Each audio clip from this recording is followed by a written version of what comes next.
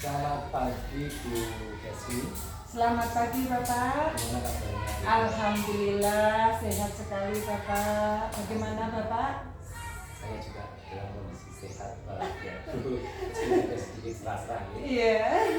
Bu Desi, untuk pendampingan 5 di kali ini di pagi hari ini kita akan melaksanakan beberapa tanya jawab. Yang pertama nanti berkaitan dengan aksi nyata, yang kedua berkaitan dengan rancangan program, dan yang ketiga yaitu nanti berdasarkan komunitas praktisi. Nah, kita mulai dari yang pertama dulu Bu. Apakah Bu Desi sudah melaksanakan aksi nyata pada modul 3.1? Alhamdulillah saya sudah melaksanakan aksi nyata di modul 3.1 Bapak kemarin. Ya. Jika sudah, maka hari ini kita lakukan refleksi Bu untuk proses pengambilan keputusan yang itu sudah terapkan di aksi nyata modul 3.1. Berdasarkan hasil pemetaan yang Ibu lakukan, bagaimana hal tersebut mempengaruhi proses pengambilan keputusan yang dilakukan oleh Ibu? Baik Bapak, dari hasil pemetaan yang saya lakukan kemarin, saya telah memberikan gambaran yang lebih jelas tentang faktor-faktor yang mempengaruhi proses pengambilan keputusan tersebut dengan pemahaman yang lebih mendalam tentang situasi dan juga tantangan yang akan saya hadapi itu.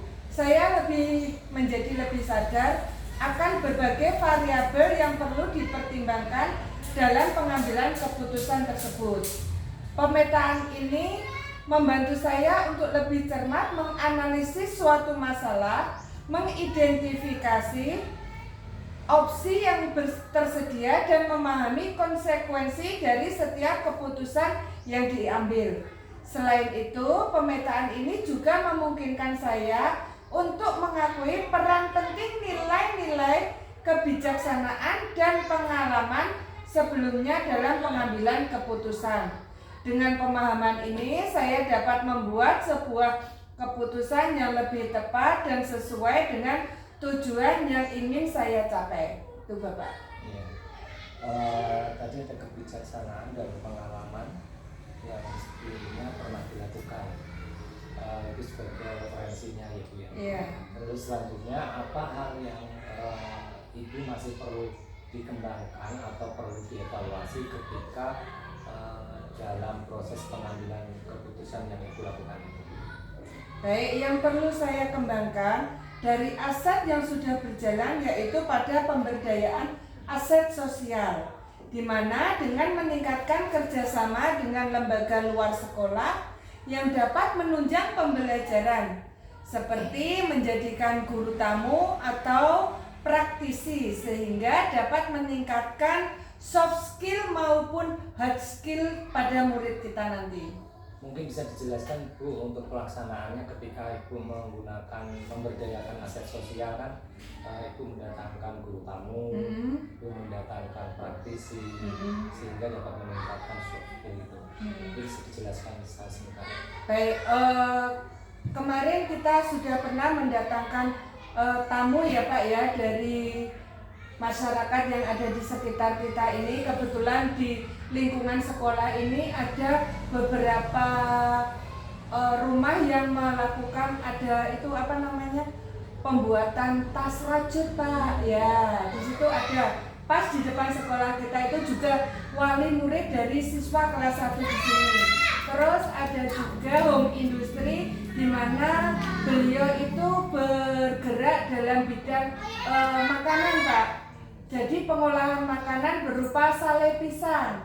Sale pisang, ada juga keripik pisang di situ. Jadi berbagai macam olahan dari pisang.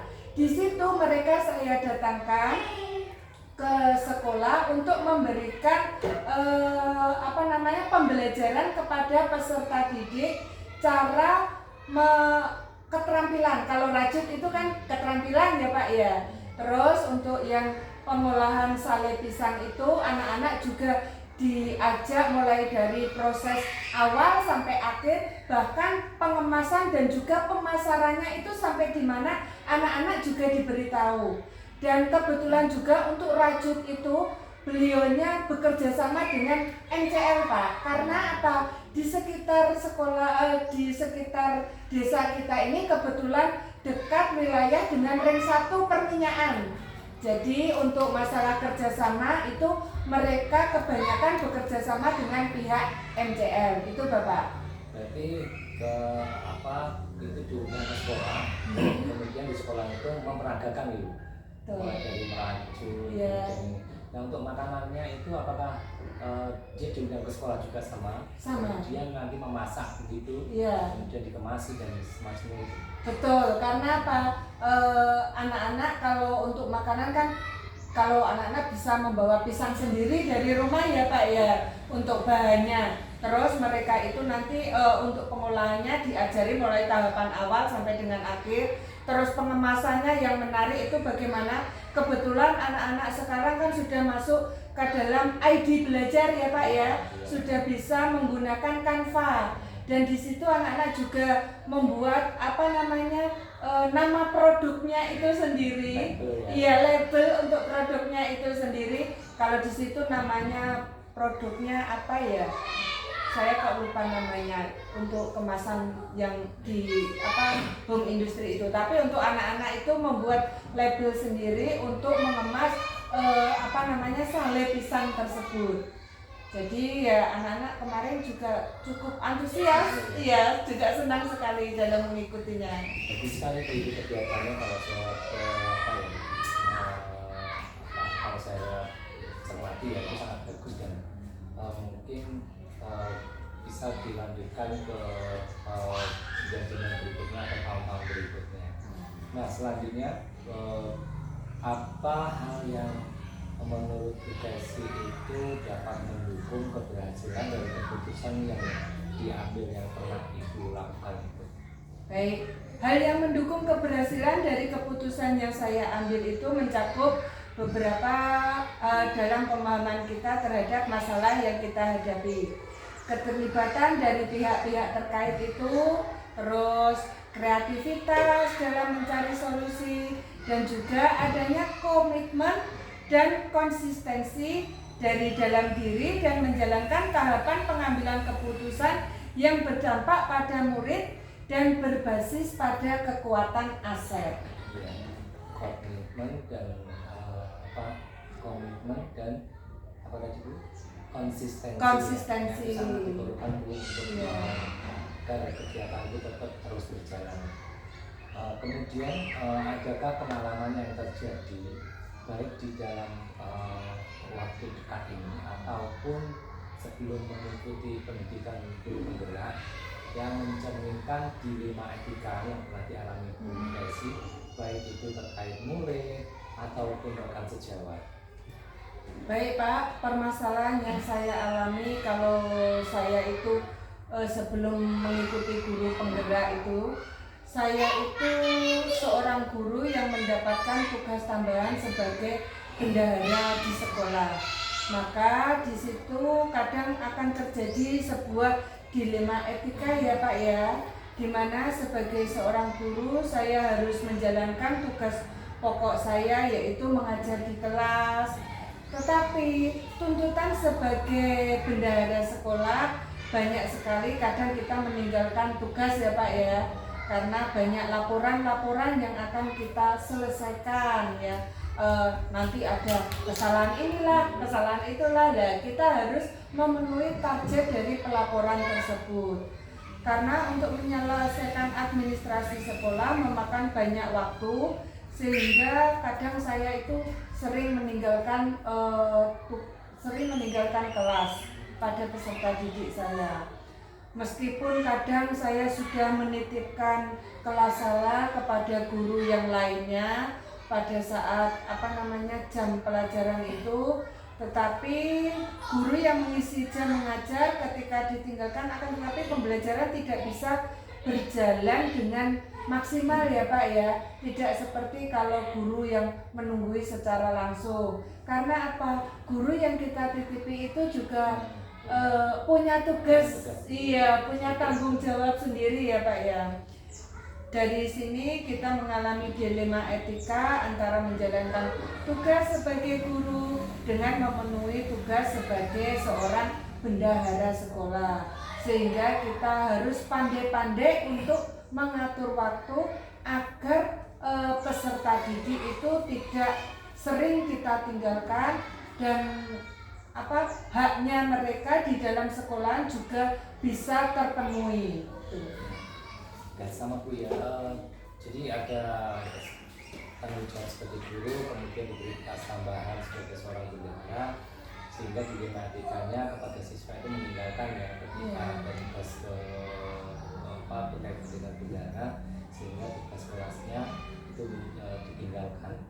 Dan dilematikanya untuk rekan sejawat itu ya harus membantu panjenengan sebagai bendahara, membantu untuk mengelola kelas yang ditinggal ya. Iya, betul.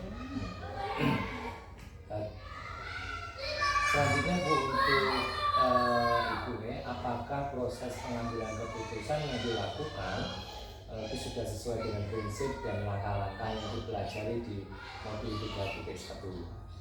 Baik, pengambilan keputusan berdasarkan modul 3.1 itu sudah sesuai dan dapat dijadikan rujukan utama karena dengan mempertimbangkan 4 paradigma, 3 prinsip, dan 9 langkah pengujian menjadikan keputusan yang kita ambil itu lebih bisa dipertanggungjawabkan ya Pak ya.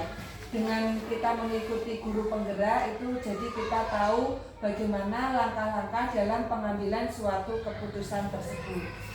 Itu ya ada 4 prinsip 9 langkah gitu ya. Iya. Selanjutnya untuk pertanyaan berikutnya, apa hal yang menurut edukasi itu masih perlu dikembangkan atau perlu dievaluasi dari proses pengambilan keputusan yang pernah dilakukan?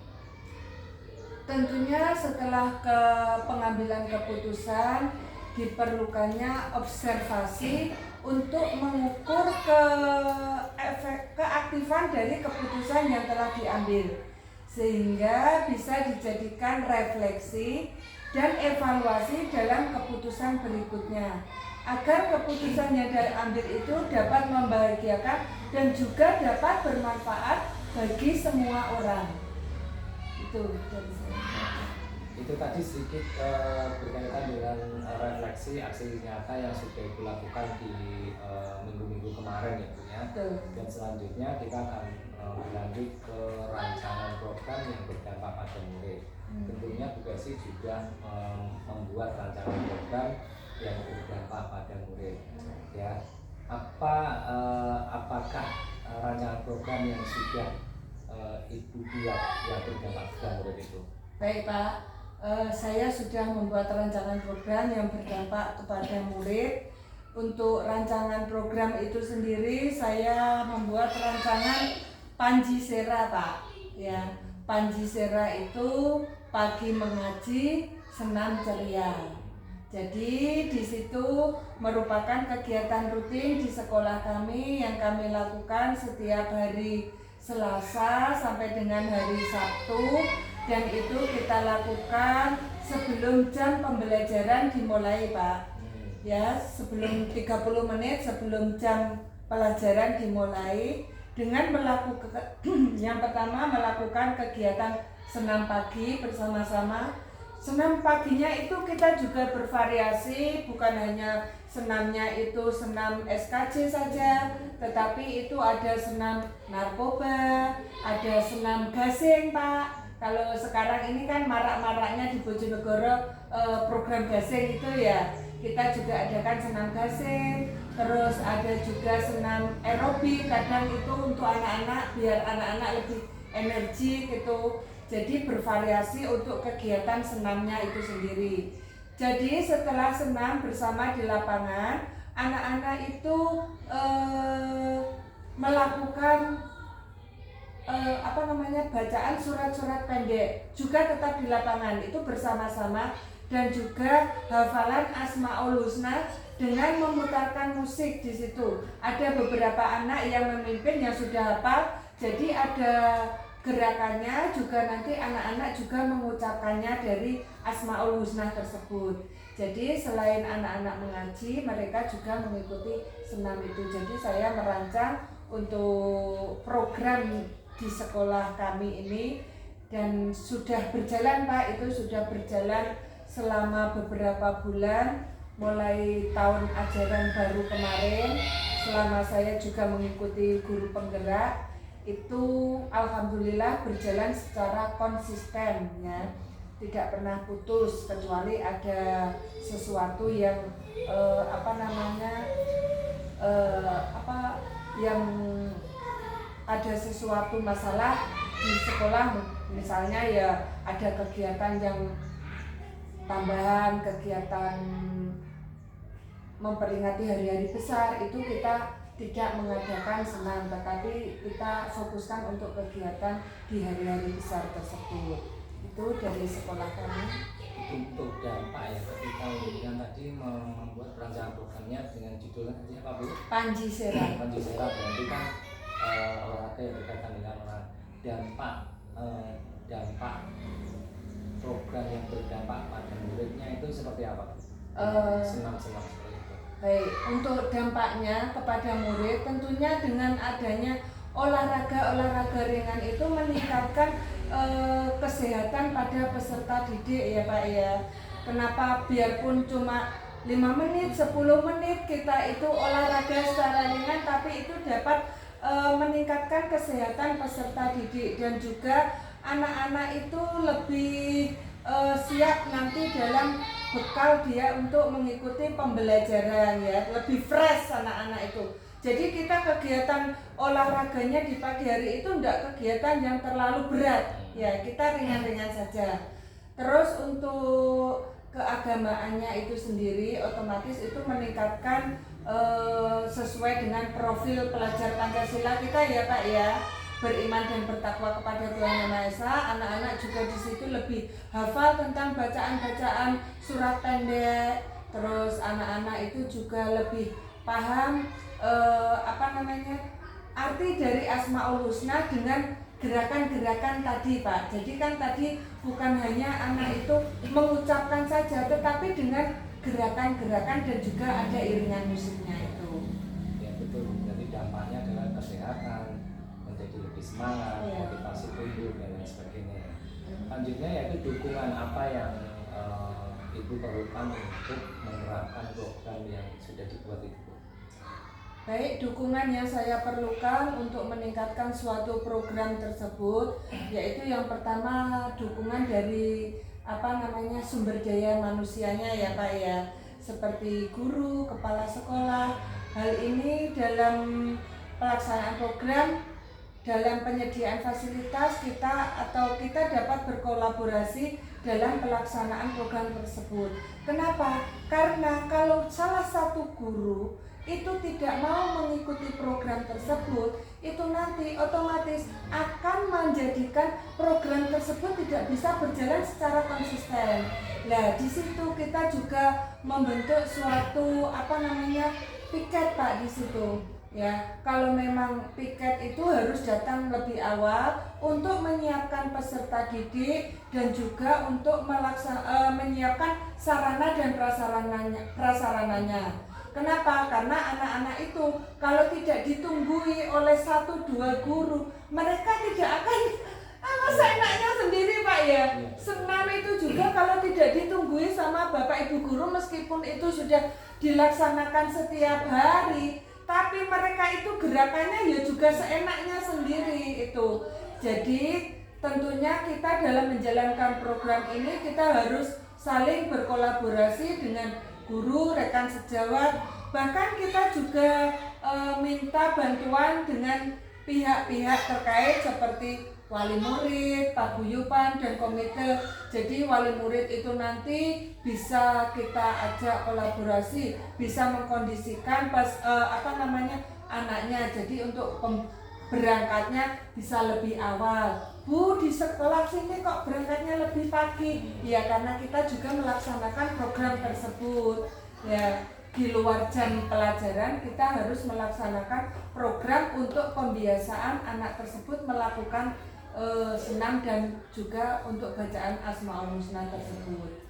Dan dukungan dari pihak komite paguyuban itu juga luar biasa karena itu nanti juga berkaitan dengan keberlangsungan program yang telah kita susun itu. Ya, bagus Bu ya, bagus.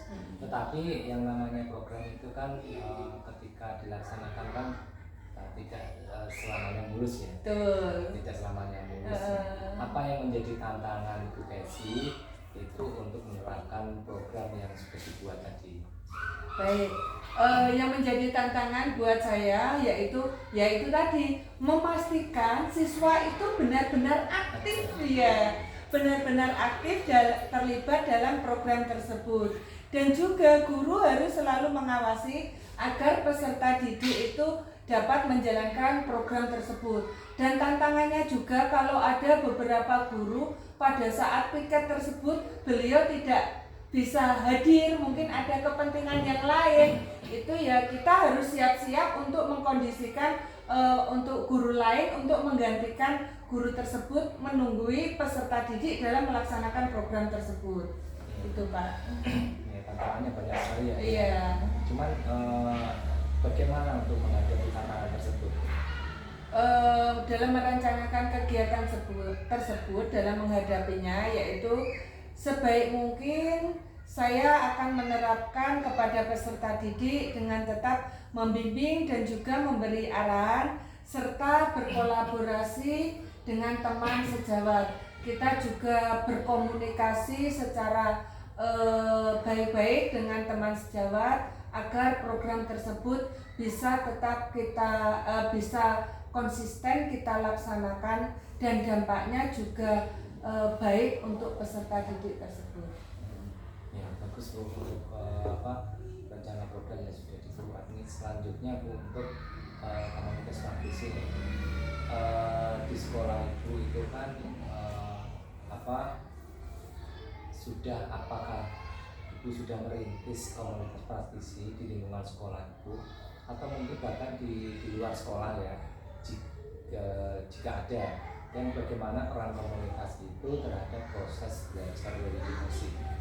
Baik, saya itu sudah merintis komunitas praktisi karena saya sendiri untuk komunitas praktisi mengenalnya di dalam guru penggerak ini ya Pak ya. Untuk komunitas praktisi sementara yang sudah saya rintis itu di tingkat sekolah Pak. Saya yaitu bersama rekan sejawat untuk dapat mengembangkan ilmu-ilmu baru tentang dunia pendidikan. Di sini kita melakukan komunitas praktisi bersama dengan paguyuban, komite, wali murid dalam merancang suatu kegiatan yang akan kita lakukan di sekolah kita. Baik itu kegiatan yang kegiatan untuk memperingati hari-hari besar ataupun kegiatan untuk menunjang kegiatan sekolah. Seperti contohnya kegiatan dalam memperingati hari-hari besar itu kita komunitas praktisinya ada namanya kita pemuda berkarya, nama komunitas praktisi saya, yang muda yang berkarya. Jadi di sini banyak sekali wali murid yang kebanyakan wali murid di sini mantan siswa dari SD kita ini juga ya, anak-anak muda. Mereka itu kita ajak untuk berkolaborasi meningkatkan pendidikan baik itu dari segi akademik maupun non akademik. Mungkin dari segi akademik mereka saya ajak untuk melatih untuk keagamaan Pak. Biasanya kan kita sering lomba-lomba keagamaan di tingkat tingkat kecamatan, tingkat kabupaten. Nah kita memanfaatkan tenaga dari masyarakat wali murid tersebut yang memang notabene mereka itu ahli dalam bidang tersebut ya. Terus untuk non akademik itu sendiri kita juga memanfaatkan wali murid tersebut. Kebetulan di sini ada juga yang pandai dalam bidang olahraga, terutama bola voli itu, mereka juga saya ajak untuk melatih peserta didik di sini, itu juga termasuk. Terus setiap 1 bulan sekali kita juga adakan kalau di tingkat sekolah komunitas praktisi dari lingkup sekolah kita sendiri itu saya ajak KKG mini Pak. Jadi di sini Bapak Ibu guru yang sudah senior, kalau Pak kita sama anak yang muda-muda itu, kalau kita tidak mau belajar kita akan kalah. Jadi anak yang muda, bahkan anak yang kemarin itu kita kan kemasukan dari guru PPG Prajar kemarin 1, terus ada guru GTT kita juga alumni dari sini, anaknya itu masih GTT di sini, dan anak-anak tersebut lebih cepat menerima sekarang ini yang sosmed sekarang itu loh Pak ya, IT. Nah bahkan kemarin untuk mereka itu memberikan cara menggunakan Quizzes. Nah, Quizzes itu kan kita sudah ada di ID Belajar ya, dan kita itu bahkan diajari sama anak-anak itu bagaimana cara menggunakan Quizzes, dan Quizzes itu juga tertarik sekali anak-anak dalam mengikutinya. Bermanfaat karena di situ sudah disediakan ada materi, ada juga pertanyaan-pertanyaan dari berbagai mata pelajaran tersebut.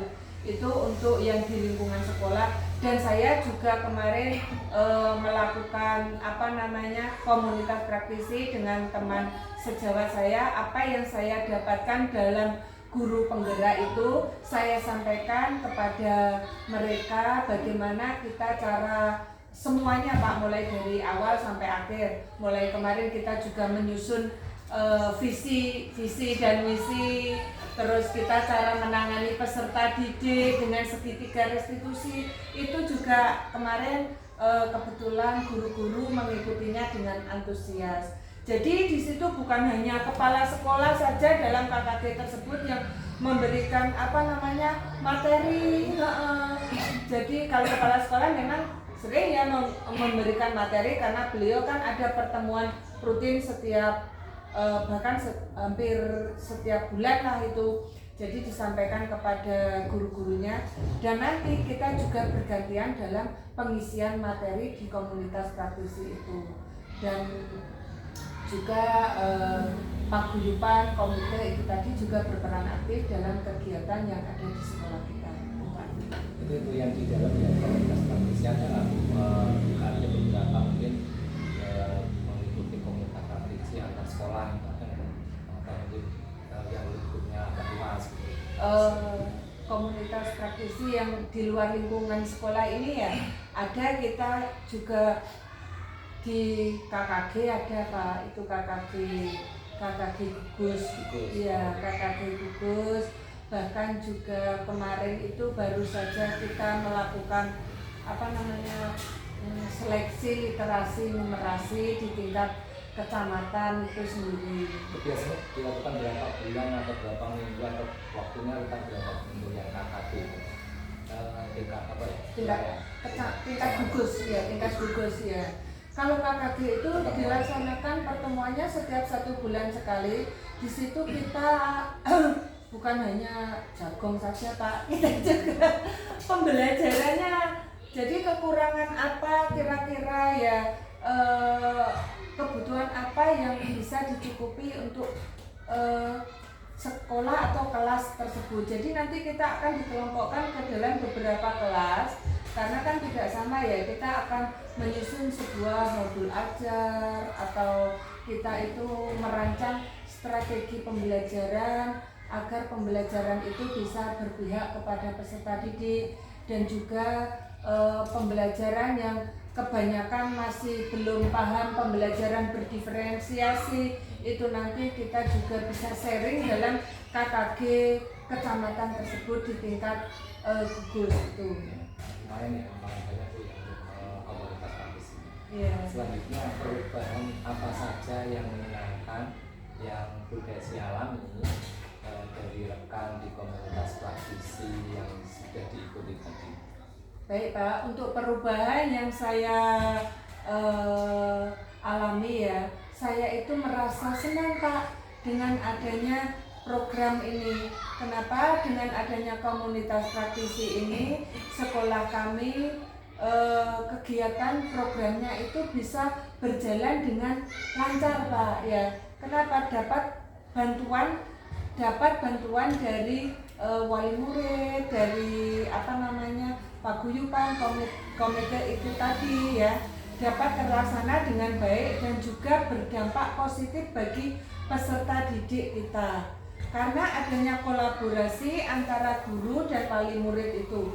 Jadi kita sebagai guru itu bukan hanya mengandalkan tenaga guru saja, tetapi kita juga harus bisa berkolaborasi dengan wali murid, bisa merangkul wali murid tersebut agar berjalan dengan maksimal program yang telah kita rancang. Dan program itu bukan hanya kita saja Pak, programnya itu bukan hanya pihak sekolahan saja yang merancang, tetapi program itu telah kita sepakati di awal sebelum tahun ajaran baru Pak.